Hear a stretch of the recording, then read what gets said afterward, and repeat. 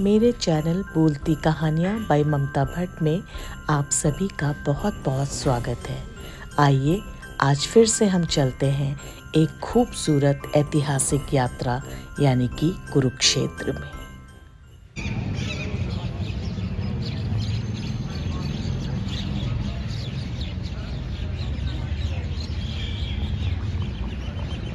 नमस्कार दोस्तों, आज फिर हम पहुंच गए एक नई डेस्टिनेशन में। ये हिस्टोरिक प्लेस है कुरुक्षेत्र में और इसको कहते हैं शेख चिल्ली का मकबरा। तो ये क्या है, इसकी क्या हिस्ट्री है, वो हम यहाँ के जो एक्सपर्ट है उनसे जानेंगे, जिनकी वजह से मैं यहाँ पे आई हूँ। तो चलते हैं और देखते हैं, आपके लिए भी नया, मेरे लिए भी नया। तो थानेसर तो वैसे तो बहुत पुराना शहर है हरियाणा का, लेकिन बेसिकली जो लोग इसे जानते हैं रिलीजियस प्लेस के तौर पर ज़्यादा जानते हैं। लेकिन इसका रिलीजियस इम्पोर्टेंस इतना ही है जितना कि हिस्टोरिकल। तो अगर हम बात करें महाभारत वॉर की, महाभारत का युद्ध यहाँ लड़ा गया और जितने भी हमारे वेद उपनिषद हुए, जितने भी पुराण हुए, वो यहीं पे लिखे भी गए थे। क्योंकि जो थानेसर था वो सरस्वती नदी और दृष्टवती नदी के बीच में ही बसा हुआ था। तो जितने भी सूफी संत थे हमारे, वो यहीं पे किनारों पर बैठ के अपने पुराणों की रचना किया करते थे। तो उसके बाद फिर जब गुप्ता पीरियड था 3rd-4th सेंचुरी के आसपास में, तो उनका जो शासन था वो गुप्ता पीरियड का, तो ये थानेसर पंजाब जो रीजन था उनके अंडर आता था। लेकिन जब गुप्ता पीरियड डिक्लाइन होने स्टार्ट हुआ तो उनके कुछ मंत्री वगैरह थे, कुछ मतलब ऐसे शासक थे जो पावरफुल थे छोटे मोटे, तो उनको एक मौका मिल गया अपने आप को ग्रो करने का। तो उन्होंने जो जैसे कुछ मोखरी के राजा थे, उन्होंने मोखरी उत्तर प्रदेश में अपना राज्य स्थापित किया। कुछ मालवा के थे, कुछ गौड़ के थे। तो एक थे पुष्यभूति जो वर्धन वंश के संस्थापक भी थे। तो उन्होंने 6th सेंचुरी में यहाँ पे अपना प्रभुत्व जमाया और इस क्षेत्र को अपने कैपिटल भी बनाया। तो ये हरियाणा की मतलब पहली ऐसी जगह थी जब किसी ऐसे राजा ने जिसको राजधानी बनाया था। तो उनके बाद 3 और उनके पूर्वज, उनकी क्रोनोलॉजी में 3 उनके पुत्र हुए। उनका मतलब इतना खास वर्णन नहीं मिलता हमें इतिहास में। तो इसके बाद मिलता है प्रभाकर वर्धन का। प्रभाकर वर्धन के 3 पुत्र हुए, राज्यश्री, हर्षवर्धन और राज्यवर्धन। तो प्रभाकर वर्धन जैसे हुणों का जब आक्रमण हुआ इस एरिया में, उन्होंने काफ़ी तो इस तरह से इतिहास की गाथा सुनते सुनते हम सभी ने अपना हेरिटेज वॉक स्टार्ट किया। ये देखिए, बहुत खूबसूरत बिल्डिंग, वेल मेंटेन्ड, और इन सब को इस तरीके से क्यों बनाया गया, कौन सी ईंटें इसमें लगाई गई, इस सब की कहानियाँ हम धीरे धीरे सुनते जा रहे थे विनीत से। जो आप भी चलिए मेरे साथ और सुनिए कैसे वो कहानियाँ सुना रहे हैं। एक महल हुआ करता था और जो उनके दरबार में कवि थे बाण भट्ट, आपने सुना ही होगा उनका नाम ज़्यादातर लोगों ने। तो उन्होंने अपनी उनकी हर चरित्र में भी मेंशन किया था कि यहाँ पे एक धवला गिरा होता था, लाइक ए वाइट हाउस। तो यहाँ पे कुछ है। खूबसूरत जगह को बोलते हैं थानेसर, और थानेसर का जो शाब्दिक अर्थ यहाँ बताया जा रहा है कि देवता थान, यानी कि हम कहते हैं ना मंदिर को स्थान, तो देवताओं का स्थान था ये जगह। और यहाँ का जो हिस्टोरिकल वैल्यू है, जो इतिहास है, वो बहुत खूबसूरत है। हम सब जानते हैं महाभारत, रामायण या वेदों पुराणों से इस जगह का संबंध है। और फिर मुग़ल आए, फिर क्या क्या चेंजेस आए। तो यही सब जानने के लिए मुझे बहुत पसंद है कि मैं हिस्टोरिकल प्लेसेस में खुद जाऊं और जाकर वहाँ की कहानियाँ सुनूं। क्योंकि जब एक आर्कियोलॉजिस्ट आपको कहानी सुनाते हैं तो उस कहानी में एक ओरिजिनलिटी होती है, एक ऑथेंटिकेशन होता है। तो आज हम कुछ इसी तरीका का करके आपको कुरुक्षेत्र की कुछ खास जगहों से मैं आपको अवगत कराऊंगी। चलते रहिए मेरे साथ। मैं नहीं जानती कि आप कैसा फील करते हैं ऐसी जगहों पे आके। इससे पहले भी हैदराबाद, ओरछा या कहीं भी मैं गई हूँ ना, तो मैं एक तरह से उस एरा में चली जाती हूँ और फील करती हूँ उसको। और मेरे सारे व्यूवर्स जो भी मेरा चैनल देखते हैं, मेरा बहुत मन करता है कि मैं आप लोगों को भी अपने साथ लेके चलूँ उस जर्नी में। ठीक है, साथ नहीं आ पा रहे हैं तो रिकॉर्डिंग के थ्रू ही चलिए। सांस मेरी फूल रही है क्योंकि बहुत सीढ़ियाँ चढ़ चढ़ के हम ऊपर आ रहे हैं। आपने देखा है हर मॉन्यूमेंट सीढ़ियों से जुड़ा हुआ रहता है। ये है पत्थरिया मस्जिद, जो कि मस्जिद के एम से बनाया गया लेकिन कभी इस्तेमाल नहीं हुआ।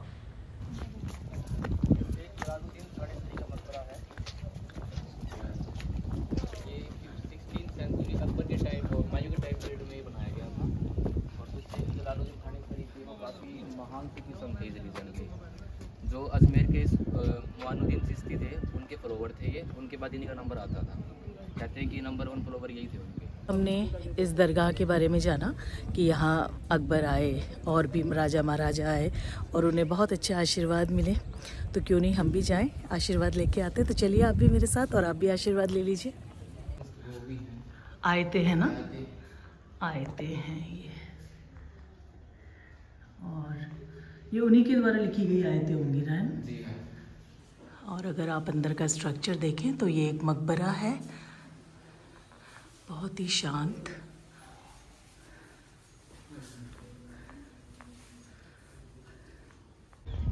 ड्रेनेज सिस्टम, एक्सकवेशन साइट है, मतलब इसका रिटर्न एविडेंस भी है हमारे पास।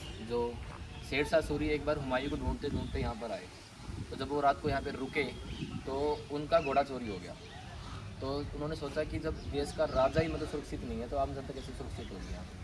तो उन्होंने सराय बनाने के निर्देश दिए हर जगह। तो कहा जाता है कि उसके बाद ही सराय बनाने का सिलसिला चालू हुआ, मतलब भारतवर्ष की। कहानी अच्छे से सुनी होगी कि ये जो सेल्स आपको दिखे हैं ना यहाँ पे पीछे, यानी कि ये एक तरह के सराय था। सराय यानी कि आप समझ लीजिए मोटल जिसको बोलते हैं, या होटल छोटे छोटे, क्योंकि सिक्योर नहीं थे। जो यात्री आते थे घोड़े पे अलग अलग देशों से यहाँ व्यापार करने के लिए या किसी भी रीज़न से, तो जब राजा का खुद का घोड़ा चोरी हो गया तो उसे ये इस बात की वैल्यू पता चली कि सिक्योर होना कितना ज़रूरी है।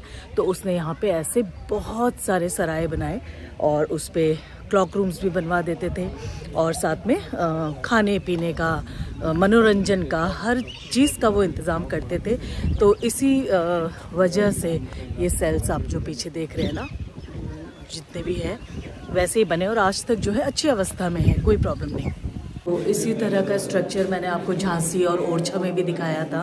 तो ये हिस्टोरिकल जो एविडेंसेस होते हैं ये हमें उन कहानियों के और नज़दीक ले जाते हैं, चाहे हमारे पास इसका कोई लिखित एविडेंस हो या ना हो। बट ये बिल्डिंग्स, ये जो इमारतें होती है, ये अपने आप में बहुत खूबसूरत कहानियाँ बोलती हैं और इसी तरीके की कहानियाँ आप मेरे चैनल में अक्सर सुनते रहते हो। आइए मेरे साथ। तो ये देख रहे हैं आप शेख चिल्ली का मकबरा, और ये नाशपाती के शेप का है। जो इसका अगर आप ऊपर का ये गुंबद देखेंगे ना, तो मैं कहीं पढ़ रही थी कि इसको आगरा के ताजमहल से भी कंपेयर किया जाता है, मिनी ताजमहल से। तो बस थोड़ा सा फ़र्क डोम का है। तो हम भी तो अंदाजा लगा सकते हैं कि या तो रोवर्स की रही होंगी। ये पीछे आप ये जालियाँ देख रहे हैं, तो इन जालियों का भी बहुत ही अच्छा पर्पज़ होता था। आपको अक्सर मुग़लों के मुग़लकालीन जो भी इमारतें हैं ना, उसमें ऐसी जालियाँ दिखाई देंगी। तो उसका पर्पज़ ये होता था कि आप अंदर से बाहर बहुत इजीली देख सकते हो और बहुत दूर तक देख सकते हो, लेकिन बाहर से अंदर आप नहीं देख सकते। तो ये सिक्योरिटी पर्पज़ से होता था और अपनी एक अपने आप को ज़्यादा पब्लिक ना करने के लिए राजा रानी इस तरह के छज्जे बनवाया करते थे। तो देखिए आप, हेलो हेलो, चलो चल के दिखाओ। Very good, very good. ये है सबसे यंग विजिटर आज के, है ना? कितने बड़े हैं ये विजिटर? 1 ईयर का विजिटर। Very good. क्या नाम है इनका? वृंदा। वृंदा। बाय वृंदा। बाय बेटा। क्या करो, सारे के सारे की जय। अब मैं आपको लेके चल रही हूँ original grave of Sheikh Chilli. ठीक है, तो इसके अंदर अभी अंधेरा होगा, but will try to find out कहाँ पे है। ओ, कमरे पे कमरा, कमरे पे कमरा। यज्ञ, लाइट जला दोगे तो ठीक रहेगा। वैसे तो दिख रहा है इसमें। जूते उतारने उतार लेते, हाँ उतार लेते, रेस्पेक्ट। ठीक है, थोड़ा यहाँ पे लेकिन टॉर्च दे दो। हाँ,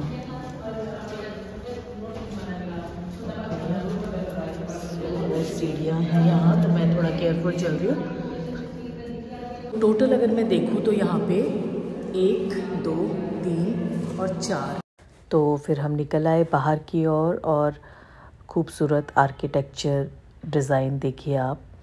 बहुत ऊंची ऊंची दीवारें और अंदर बहुत अच्छा ठंडा सा, बिल्कुल मतलब गर्मी बिल्कुल नहीं लग रही थी। और ईंटों का ये स्टाइल देखिए आप, ये पतली ईंटें हैं जो स्पेशली इस मकबरे में इस्तेमाल की गई। देखिए आप, तो राजा हर्षवर्धन का टीला और शेख चिल्ली का मकबरा इसको बोला जाता है। देख लिया हमने हर्षवर्धन और शेख चिल्ली जी का मकबरा और महल। तो अब हमको ये नेक्स्ट डेस्टिनेशन में ले जा रहे हैं विनीत, है ना। तो इन्होंने बोला है कि पूरे इंडिया की जो सबसे छोटी बावली यानी कि पानी वाली जगह जो है वो यहाँ है, लेकिन एंट्री में लास्ट टाइम जब ये गए थे तो इनको कोई दिक्कत आई, उन्होंने एंट्री करने नहीं दी। तो हम चांस लेके देख रहे हैं। तो जो सबसे छोटी बावली मैंने बताया उसमें हमको परमिशन मिल गई और वो इस प्राचीन हनुमान मंदिर के पीछे है। तो देखिए, जब हनुमान जी दर्शन देना चाहते हैं ना तो इस तरीके से आपको बुलाते हैं।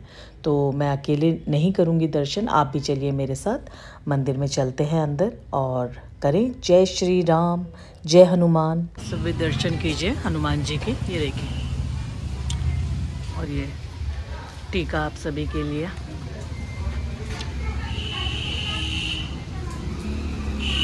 आइए अब हम बावली की ओर चलते हैं अंदर।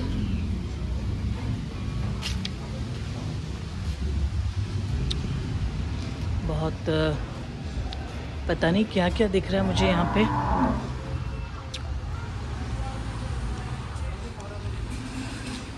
ओम नमः शिवाय। आइए यहाँ भी दर्शन कर ही ले फिर जब आए हैं तो।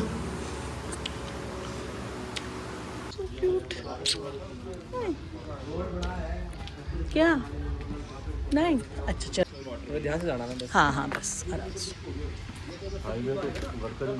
तो ये है वो बावली जिसका नाम लिया था। तो लकीली आज हमें किसी ने नहीं रोका, लेकिन देखिए बिल्कुल भी प्रोटेक्टेड नहीं है, लोगों ने इसको एक तरह से कूड़ा घर बना रखा है। Very sad situation. ये देखिए, आइए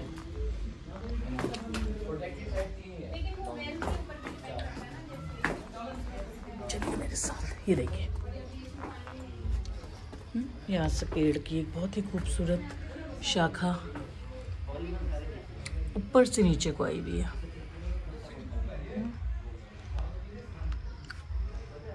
और पानी यहाँ पे स्टोर करके रखा जाता था इमरजेंसी के लिए, जिसको कि बावली कहते हैं।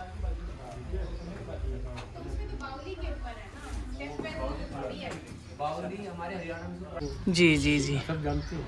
बहुत बढ़िया। आप गौ सेवा करते हैं? हनुमान जी करवा रहे हैं, हम कौन करने वाले? हनुमान जी करवा रहे हैं। हनुमान जी करवाते हैं, सब हनुमान जी सबको बुलाते हैं। कितना पुराना मंदिर है ये? बहुत प्राचीन मंदिर है। प्राचीन मंदिर है, सिद्ध मंदिर। अच्छा, तो हनुमान जी ने बुलाया आपको?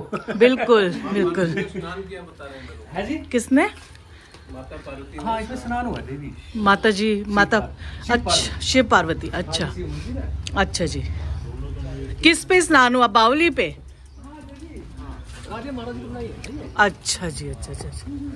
पीछे समाधि है जो पहले संत लोग रहे ना जी, उनको है। आपका शुभ नाम बताइए ना। नीलकंठ शर्मा, हमारे पिता के नाम पंडित नीलकंठ शर्मा जी। पिताजी का नाम ओम प्रकाश शर्मा। ओम प्रकाश आपके पिताजी का नाम है? ओम प्रकाश शर्मा जी। हाँ, नारायण दत्त शर्मा भाई हमारे। तो आप पंडित? हाँ, भारद्वाज गौड़ ब्राह्मण। अच्छा जी। तो हनुमान जी का प्रसाद हम लेंगे अब, आप सबको मिलेगा। आइए, लग गया।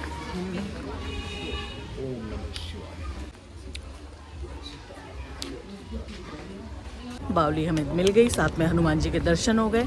और अब हम जा रहे हैं स्थानेश्वर मंदिर देखने के लिए, जिसको महमूद गजनवी ने लूटा था। ठीक है।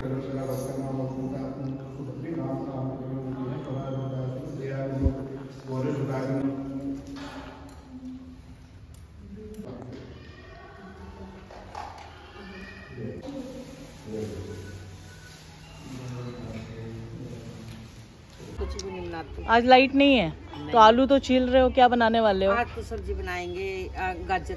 गाजर आलू? अच्छा, बेटी काट रही थी आपकी गाजर? बेटी काट रही थी। बढ़िया। खानी है क्या आपने? बनी होती तो मैं खा जाती, लेकिन अभी मुझे वापस दिल्ली जाना है। अच्छा चलती हूँ। नमस्ते। नमस्ते। नमस्ते। नाम बताओ।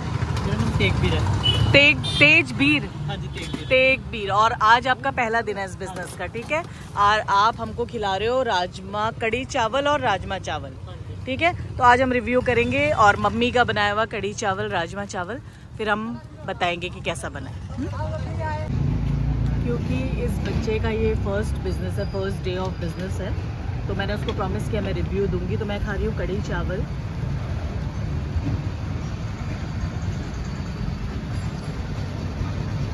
बहुत ही टेस्टी है, मम्मी के हाथ का स्वाद है, कोई कमी नहीं है, वेरी ऑथेंटिक। Thank you. तो इस प्रकार कड़ी चावल के साथ टूर फिनिश हुआ, बहुत मज़ा आया। और भी साइट्स थी लेकिन हम थक गए, हम नहीं गए अब आगे, क्योंकि दिल्ली वापस जाना है, 3 घंटे का सफ़र है। आशा करती हूँ आपको ये टूर बहुत पसंद आया होगा। अगर अभी तक आपने मेरे चैनल को सब्सक्राइब नहीं किया है तो प्लीज़ इसको सब्सक्राइब कर दीजिए और बेल आइकन दबाना बिल्कुल मत भूलिएगा। नमस्कार।